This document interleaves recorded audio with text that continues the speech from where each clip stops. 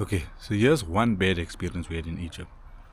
We had to take Ubers from a bus station to the airport on our way back to South Africa, and we had to take four.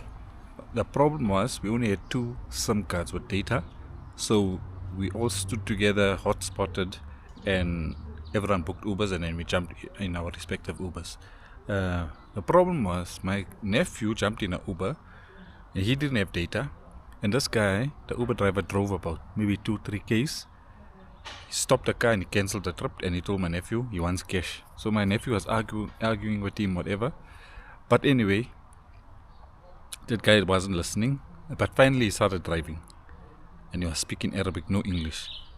And then he drove towards the airport, and on the highway, in the middle of Cairo, he pulled up on the highway on the side of the road and kicked my nephew and niece out on the highway. Imagine. He left them on the highway. And he drove off. So my nephew and niece don't have a phone, nothing. So they were walking on the highway until they found an intersection. And luckily there was a cop. And that guy, he doesn't speak English, but anyway, he sort of got a gist of what they were saying. He stopped some random car, and some guy from Yemen or somewhere picked up my nephew and niece and brought him to the airport.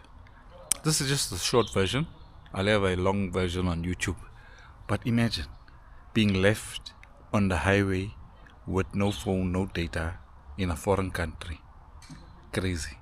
So just watch out for the Uber drivers there. It works, but just be careful. There's some sus ones in Egypt.